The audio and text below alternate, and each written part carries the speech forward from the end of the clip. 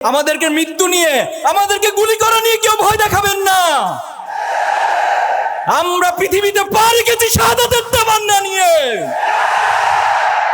এই পৃথিবীতে ইনসাফ কায়েম হয়েছে শাহাদাতের উপর দিয়ে, রক্তের উপর দিয়ে। আগামী দিনে বাংলাদেশেও শাহাদাতের উপর দিয়ে ইনসাফ কায়েম হবে। ডিপ স্টেট এবং কোন কায়েমবাদী স্বার্থের মধ্য দিয়ে বাংলাদেশে কেউ ক্ষমতায় যাবে, এটাই প্রজন্ম সহ্য করবে না। বাংলাদেশে যারাই ক্ষমতা যাবেন, এই প্রজন্মের পালসকে বুঝে, ছাত্র সমাজের পালসকে বুঝে, ছাত্র সমাজের সমর্থন নিয়ে তারপরে আপনাদেরকে ক্ষমতায় যেতে হবে। শহীদদের সাথে যদি কোনো গাদ্দারি হয়, আমরা বলছি আমরা এক একজন আবু সাইদ হয়ে যাব, আমরা এক একজন হাদি হয়ে যাব, কিন্তু এরপর শহীদদের স্বপ্নকে আমরা ধূলিসাৎ হতে দিব না। সম্প্রতি তেজগাঁও কলেজে সাকিবুল হাসান রানা নামে একজন শিক্ষার্থীকে করা হয়েছে, আপনারা জানেন, খুব বেশি আলোচনায় আসে নাই। কাদের হাতে করা হয়েছে সেটাই জাতি জানে, কিন্তু দুর্ভাগ্য হচ্ছে মিডিয়াগুলো, প্রশাসন এই সাকিবুল হাসান রানার হত্যাকাণ্ডকে গোপন করেছে। সাবধান হয়ে যান, আপনাদের উদ্দেশ্যে বলবো, সাবধান হয়ে যান, ভালো হয়ে যান। এই রাষ্ট্রের যে আকাঙ্ক্ষা, সে আকাঙ্ক্ষিত রাষ্ট্রকে বাস্তবায়ন করুন, তাহলে আমরা আপনাদেরকে সহযোগিতা করব। আর তার বিপরীত হলে অবশ্যই আমরা এই প্রজন্ম হাসিনাকে যেভাবে করে পতন করেছি, তার চেয়ে ভয়াবহ লেভেলে আপনাদের পতন হবে বলে রাখলাম।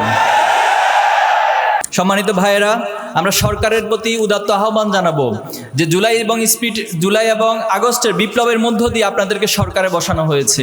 আমরা এই কথাগুলো অনেকবার বলেছি। আপনারা স্বাভাবিক কোনো নির্বাচন, স্বাভাবিক কোনো প্রক্রিয়া ক্ষমতায় বসেন নাই। আপনারা আমাদের দেশের শত শত হাজার হাজার শিক্ষার্থীদের, আমাদের দেশের ছাত্রদের, যুবকদের, রিক্সাওয়ালা, শ্রমিক, এই রক্তগুলো, এই জীবনগুলোর উপরে আপনারা ক্ষমতায় বসেছেন। তাহলে আপনারা সেই ক্ষমতায় বসে যদি আবার সে ফ্যাসিবাদ কায়েমের চিন্তা করেন, অথবা ফ্যাসিবাদী কায়েমি স্বার্থকে যে এস্টাবলিশমেন্ট রয়েছে তাদেরকে যদি সুযোগ দেন, তাহলে এটা শহীদদের সাথে প্রতারণা ছাড়া আর কিছু নয়। আমরা তাদের প্রতি উদাত্ত আহ্বান জানাবো, এই রক্তের সাথে বেইমানি করবেন না। এটা শুধু পরকালে শাস্তি পাবেন না, এ দুনিয়াতেও আপনাদেরকে শাস্তি পাইতে হবে। আজকে কতটা দুঃখের সাথে, কষ্টের সাথে আমাদেরকে দেখতে হচ্ছে, বলতে হচ্ছে, আমরা সময়ের মধ্যে অতিবাহিত করতে হচ্ছে। আমাদের জুলাই আন্দোলনের অন্যতম সহযোদ্ধা শহীদ শরীফ ওসমান বিন হাদিকে নির্মমভাবে হত্যা করা হয়েছে। এটা কিভাবে সম্ভব? এবং হত্যা করার পর আমরা জেনেছি ওনাকে গুলি করা হয়েছে 2টায়, অথচ বাংলাদেশের যে সীমান্তগুলো রয়েছে সেখানে নিউজ গিয়েছে সন্ধ্যা 7টার পর যে আপনারা পাড়ি বসান, চেকপোস্ট বসান। এ কেমন আচরণ করেছেন আপনি? তারা কিভাবে করে বাংলাদেশের বর্ডার পার হয়? তাহলে বাংলাদেশের বর্ডার পার হয়ে যে রাষ্ট্রে যাচ্ছে তাদেরকে কারা আশ্রয় দিচ্ছে? আজকে এই প্রশ্নগুলোর উত্তর অবশ্যই এই জাতিকে, এই প্রজন্মকে খুঁজে বের করতে হবে। আমরা কোনো ডিপ স্টেট এবং কোন কায়েমবাদী স্বার্থের মধ্য দিয়ে বাংলাদেশে কেউ ক্ষমতায় যাবে, এটাই প্রজন্ম সহ্য করবে না।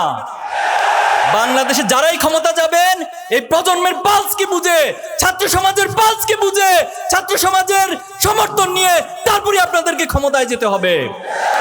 শহীদদের সাথে যদি কোনো গাদ্দারি হয়, আমরা বলছি আমরা এক একজন আবু সাইদ হয়ে যাব, আমরা এক একজন হাদি হয়ে যাব, কিন্তু এরপর শহীদদের স্বপ্নকে আমরা ধূলিসাৎ হতে দিব না।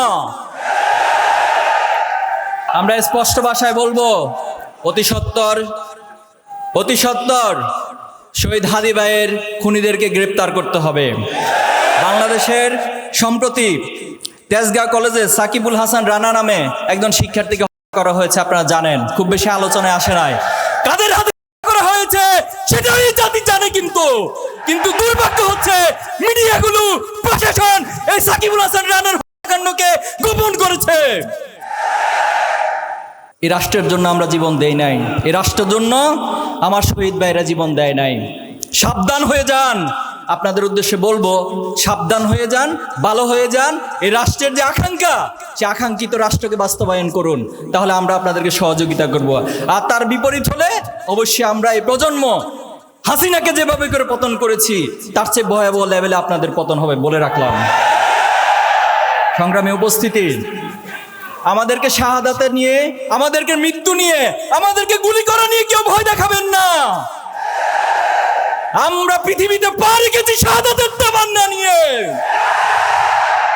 এই পৃথিবীতে ইনসাফ কায়েম হয়েছে শাহাদাতের উপর দিয়ে, রক্তের উপর দিয়ে। আগামী দিনে বাংলাদেশেও শাহাদাতের উপর দিয়ে ইনসাফ কায়েম হবে।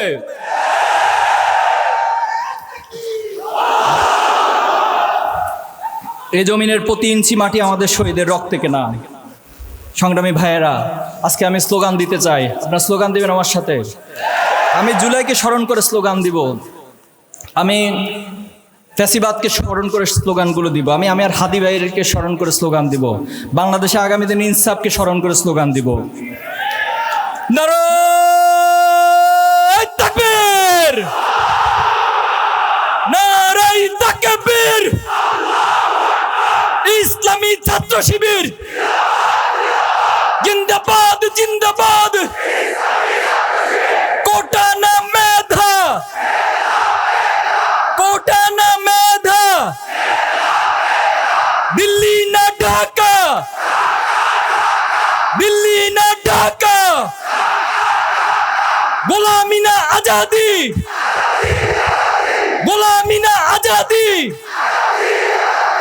বুকের ভিতর অনেক ঝড়, বুকের ভিতর অনেক ঝড়। আপোষ না সংগ্রাম, আপোষ না সংগ্রাম। আবু সাইদ মুগ্ধ, আবু সাইদ মুগ্ধ।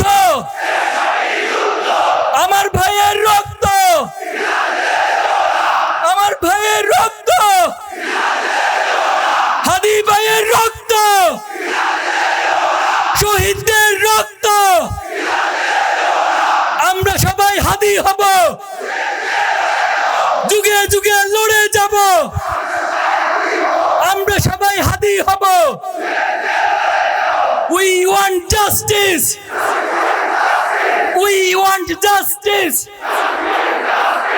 সংগ্রামী ভাইয়েরা, আমরা এই জমিনে ইনকিলাব বাস্তবায়ন করে ছাড়বো ইনশাআল্লাহ। প্রিয় ভাইয়েরা, এ জমিনে ইনসাফ কায়েম হবে, ইনকিলাব কায়েম হবে। কিন্তু আমি ব্যক্তি যদি কোনো কারণে আল্লাহর কাছে প্রশ্নবিদ্ধ হয়ে যায়, যদি কাল কিয়ামতের মাঠে আল্লাহ তাআলা আমাকে কোনো প্রশ্ন করে বসেন, তাহলে আমার জন্য ইনকিলাব ব্যক্তির জন্য কোনো কাজে আসবে না। আল্লাহ রাসূলুল্লাহ সাল্লাল্লাহু আলাইহি ওয়াসাল্লাম একদিন সবাইকে প্রশ্ন করেছেন, এই দুনিয়ার সাথে আমার কি সম্পর্ক? তখন আল্লাহ সাল্লাম নিজেই সেটার উত্তর দিয়েছেন একটা উপমার মধ্য দিয়ে। তিনি বলেছেন যে কোনো একজন পথিক যখন অনেক দূরবর্তী পথে যাত্রা করে, পথিমধ্যে তিনি একটি বৃক্ষ দেখতে পেল এবং সেই বৃক্ষের নিচে সামান্য কিছু সময় বিশ্রামের প্রয়োজন হলো, এবং বিশ্রাম করে তিনি আবার তার নির্দিষ্ট গন্তব্যের দিকে হেঁটে যান। রাসূল সাল্লাল্লাহু আলাইহি ওয়াসাল্লাম বলেছেন, এই দুনিয়ার সাথে আমার সম্পর্ক হচ্ছে সে পথিকের অতি সামান্য কিছু সময় বৃক্ষের নিকট বিশ্রাম নেওয়ার মতো। আল্লাহ তাআলার কাছে এই দুনিয়ার মূল্য একটি মশার ডানার চেয়ে তুচ্ছ হিসেবে বিবেচিত হয়।